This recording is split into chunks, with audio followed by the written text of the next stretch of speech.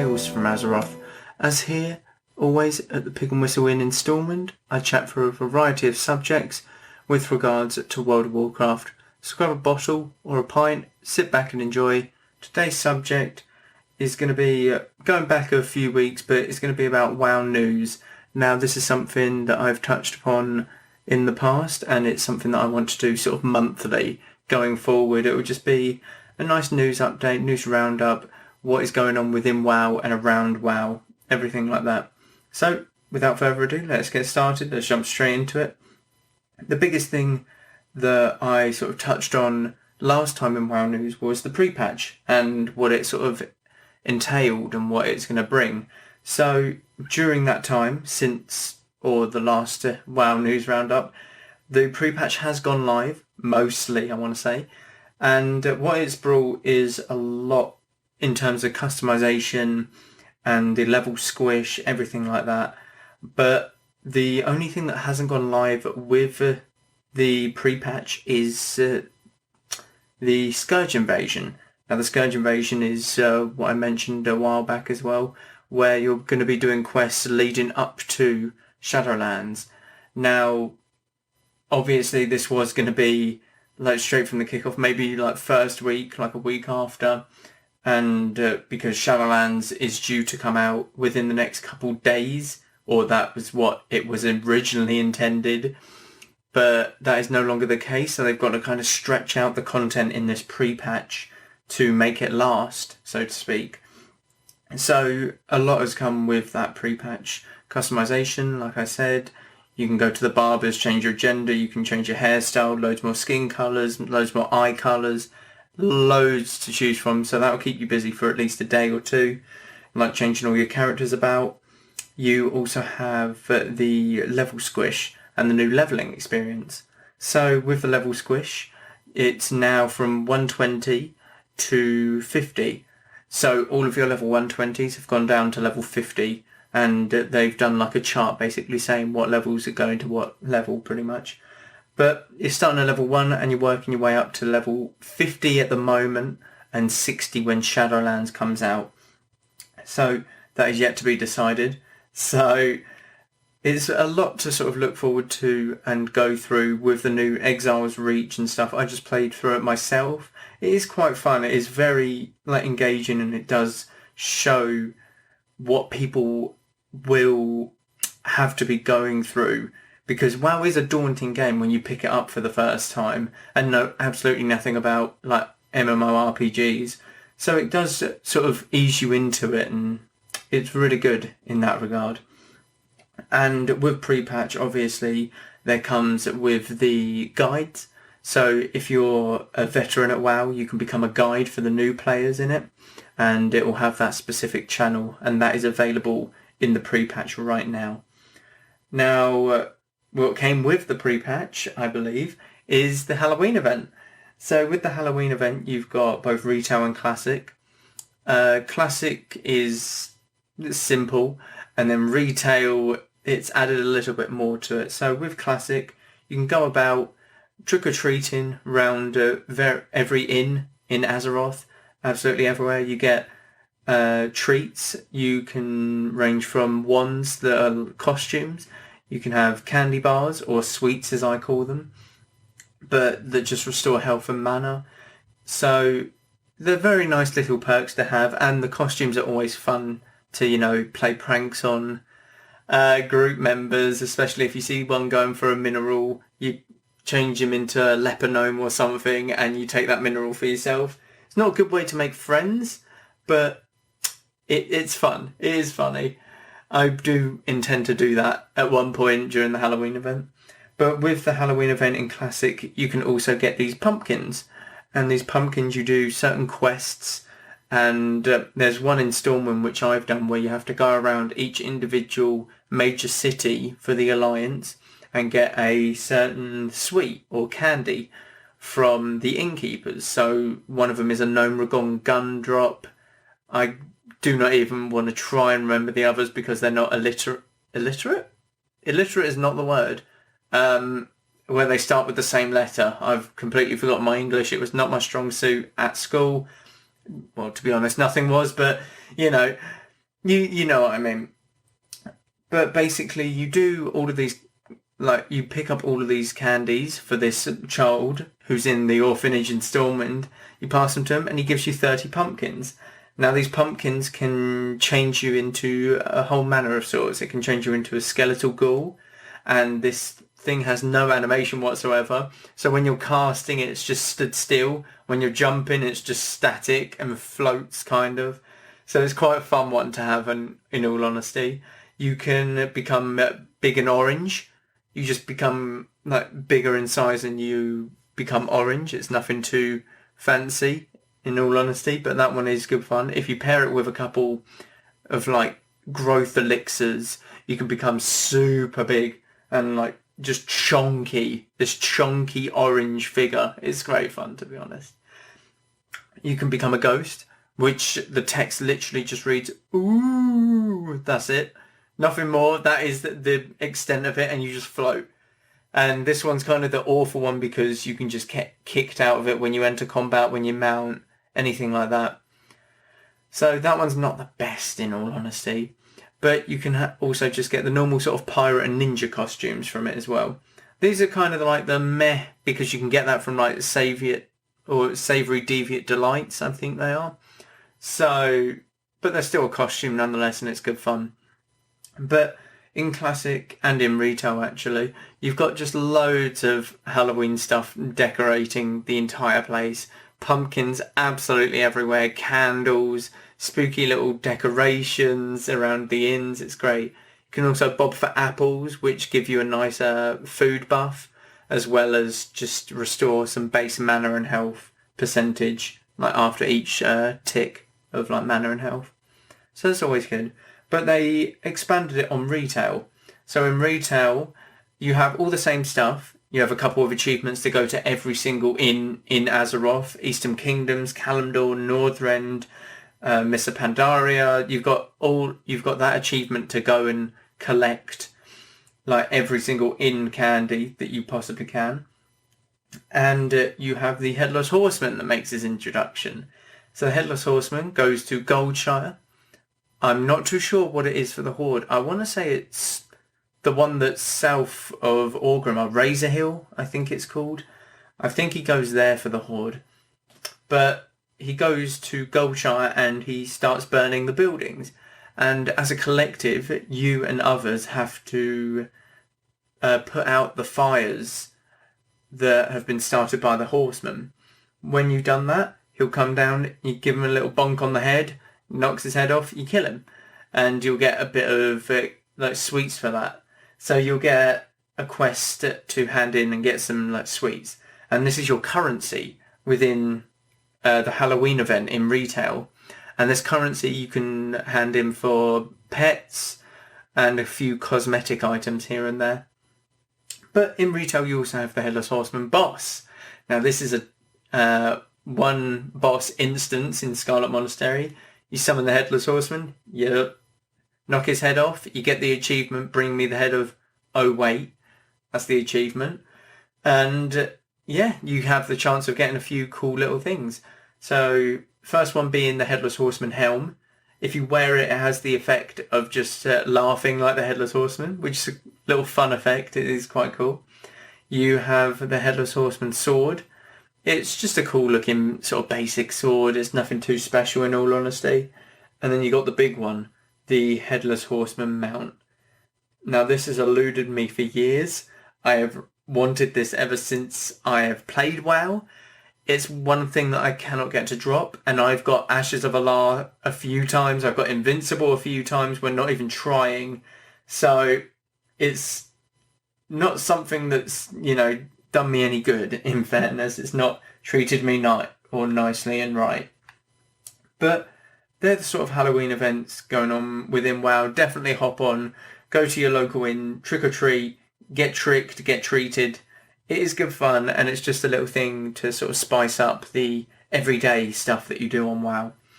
Now, a couple other things in terms of Retail. There has been a store transmog that has been popped onto the store, funnily enough.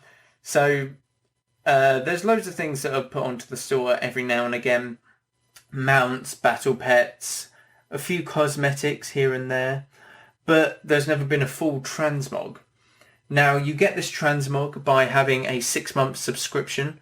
If you've already got the 6-month subscription, you would already have it. It would be sent to you as a gift in your Battle.net. All you have to do is accept the gift and you've got the transmog. Simple as that. Now, I myself have a 6-month subscription, so I do have it. But in my honest opinion, it doesn't bother me. It's not something that's going to change the game for me. Some people might absolutely love the transmog. Some people might absolutely hate it. It doesn't bother me whatsoever. Mainly because I do have the subscription and get it anyway. But in terms of putting stuff on the store, and especially at this kind of time when they've delayed Shadowlands firstly, and there's yet to be a date released for it, it's kind of rubbing salt in a wound, because it's like, yeah, we've delayed an expansion, but have this instead. Just have a little bit of, cosmetic items that makes you look like a fairy. It's not the best substitute, in all honesty. It's kind of a bandage, or a band-aid, some people might call it, for Shadowlands. It's like, yeah, this will be fine. It's trying to super glue something, I don't even know. It's like trying to glue something back together that doesn't even want to stick. Like an aeroplane or something. Trying to glue an aeroplane together. It's just not going to work, is it? So you can kind of see why they're putting it out there, and it's like, have this gift, but at the same time, people who don't have a 6-month subscription, or just don't like store transactions in general, it's not going to feel good, because it's like, well, I can't even get this, so why bother doing this? If you've got any type of subscription, I think it should just be nice to pass it out almost. It's like, yeah, here you go. Thank you for being a loyal subscriber. There would obviously have to be you'd have to be playing WoW for a certain number of years, maybe 2 years or something, 2 years plus, to get the items and be eligible for the items. But if you've got an active subscription for the past 6 months, 1 year, because obviously some people have come back and renewed their subscription for Shadowlands, which isn't obviously a good idea. Or not a good idea in terms of they've just renewed their subscription and then suddenly Shadowlands is put on hold and they get a fairy costume instead. It's not necessarily the best feeling, to be honest. But if people can't afford the transmog, if people can't afford the 6-month subscription, there's going to be an outrage. And these things are usually quite expensive in the store. I would have thought the transmog's about 10 quid. About that, £10, 10 euro, 15 euros, whatever currency you have. It's about £10, I would have thought, for myself. But that's what all the mounts are. The store doesn't bother me at all. I don't look at it. I don't deal with it. It's just on the side. If people want to buy stuff, they can buy stuff. But it doesn't bother me at all. It doesn't bother me from a gameplay perspective. And therefore it doesn't affect me at all. If it affects PvP, this set bonus gives you 100% increased damage, then I'd be having a go, because I'm having to fork out real life money to get this insane set that increased my damage by 100% in an arena. And that's a pay to win almost. Whereas nothing in that store is pay to win. That's the thing. It's all cosmetic. It's all mounts. It's all pets. It's nothing that's going to change the game drastically. It's not going to completely do a 180 on how you play the game. So it doesn't bother me at all. But I do understand how it can bother other people. And don't get me wrong, like I said, these things aren't cheap. About £9 for a mount, £9 for a pet battle. And if you want them, go for it. But some people just might not have the money to spend, in all honesty. And it is bad timing, because it looks like they have just put it in there to sort of cover up for Shadowlands almost. It doesn't look good, in all honesty. So we're moving back to Classic now for a bit, and we're looking at the PTR. Now, well, we're looking at the PTR considering Shadowlands is still in beta, and that was about to release in a couple days, so not looking good on that regard. But Nax Ramus has been put on the PTR for WoW Classic, and this would mean that WoW Classic, like its lifeline, is coming to an end almost, because Phase 6 is Nax Ramus, and Phase 6 is the last phase of WoW Classic. So we are still awaiting what is going to happen after that Phase 6. We will hear it most likely at BlizzCon, which is in Feb, the online one, because, pandemic and all, God, ridiculous. But I'm hoping that there's going to be a Burning Crusade. But yeah, anyway, I'm going a bit off topic. Nax Ramus on PTR, it's been tested. It's raid tested, but it's got like 100% increased health, 100% increased damage on all of the players. Now this makes sense because you want to test the bosses out, you want to test how hard the trash hits and stuff like that. But it's kind of also tough to test the trash if you're just steamrolling bosses. But it's really good to see that it's on PTR and it's almost ready to go. It's like you're actually seeing Nax Ramus in action like before the end of the year.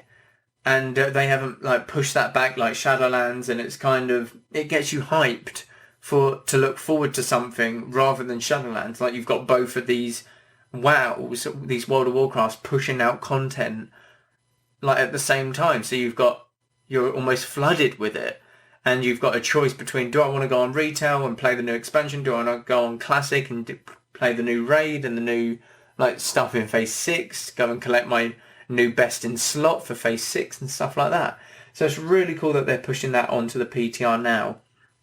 And it's got me hyped, in all honesty. But there's also something else that came onto the PTR, and this is pool boosting. So if you're not familiar with what pool boosting is when people rank, they will be at a certain rank, and the higher rank you go, you're allocated certain brackets. I want to say allocated, you're given certain brackets from the other people who are ranking within the realm to make it easier for everyone else to rank. And with these brackets, like the higher brackets, the tougher, the less people are in it. And the less people that are in this bracket, the less honour and the less percentage you get up of your rank when at the later stages of ranking.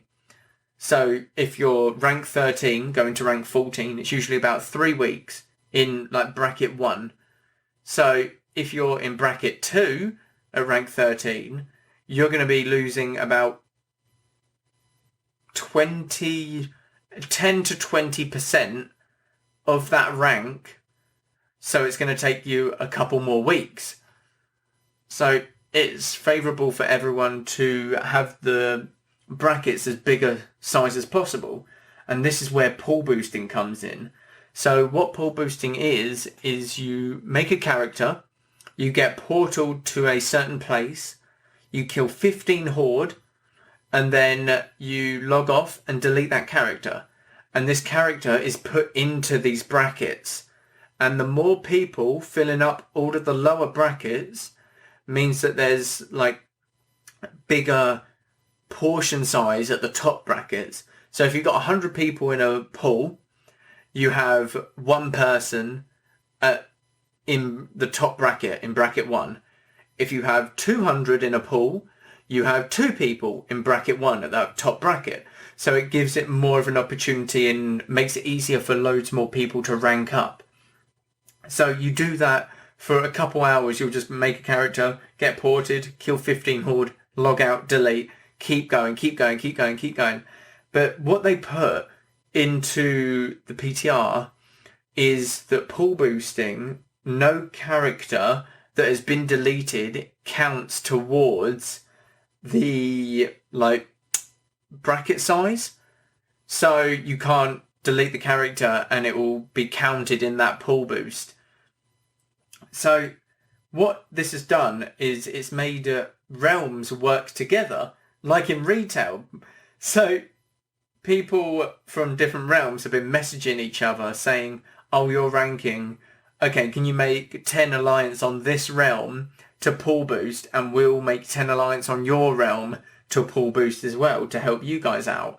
So it's quite something, because Blizzard try and implement a change to stop this kind of thing happening, but players will always find a way to make it easier and to beat them at their own game almost. It's like, this is just making it more of a challenge for us to beat you almost.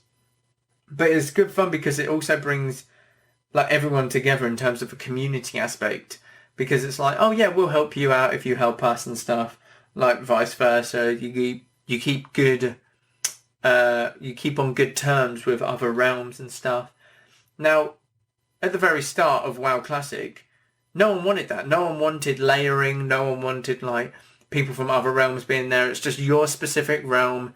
Like no one else can like infiltrate your realm. I know everyone in this realm, etc. But Blizzard are forcing people to communicate cross-realm to work something out and to work together, which is not what they intended, but I think is really cool in terms of a community aspect. Now, this happened for about a few days, and then they reverted it back and are going back to the old sort of pool boosting, I believe. So it's not implemented now. They took it out of the game because people had a lot of backlash against it, I would have thought. But they'll implement it when Naxxramas comes out in Phase 6.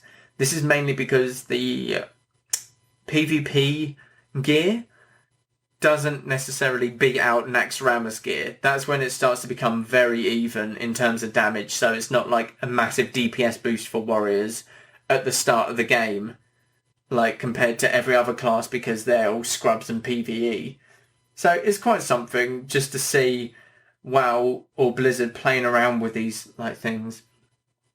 But again, it's everything to do with WoW is about community. Well, WoW Classic certainly, you're always going to find ways to beat them, and we're all working collectively as a whole, pretty much.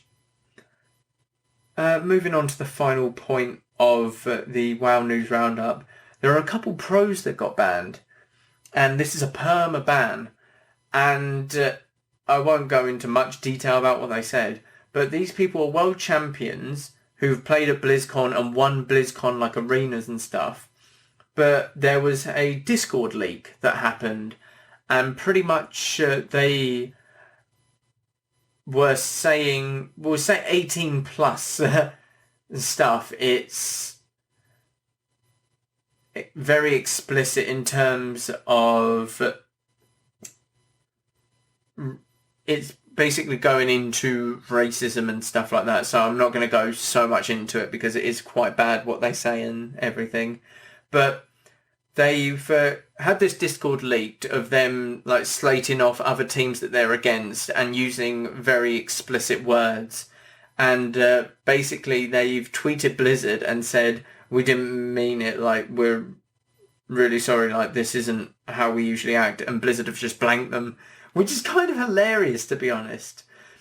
But they're permabanned, and this is quite upsetting news because these people are world champions at BlizzCon who have like played in so many arena sort of matches and are sometimes the face of like WoW. These are like WoW esports and stuff.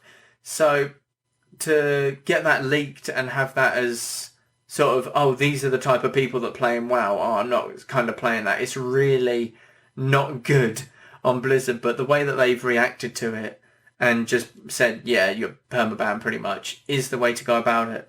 But it is just sad knowing that these people who are almost poster boys of the game can act in this way and say these types of things pretty much. It is kind of disgusting and it shouldn't happen at all. But with regards to that, that is sort of the roundup of news. Not too much to go about it because the biggest news was that Shadowlands has been cancelled in a sense. But again, we'll just get news on that later when the expansion will come out. So I want to firstly apologise for this podcast being a day later than what it was meant to be. It did come out on the Friday, but there were a lot of technical issues. There was a lot of sound behind the podcast itself, and that is not something that I want you guys to deal with. I want you guys to have the best podcast possible and to not have some sort of ringing or like buzzing in your ear. I want to provide the best sort of content that I possibly can do. So once again, sorry for the podcast being a day later than usual, but it shouldn't happen in the near future. And I would like to take another moment just to go over the Pig and Whistle Patreon again. It's been set up so that it's just to show more appreciation than what you already show me. Firstly, the weekly podcast, as always, will be available to everyone free of charge. I'd not take that away from you whatsoever.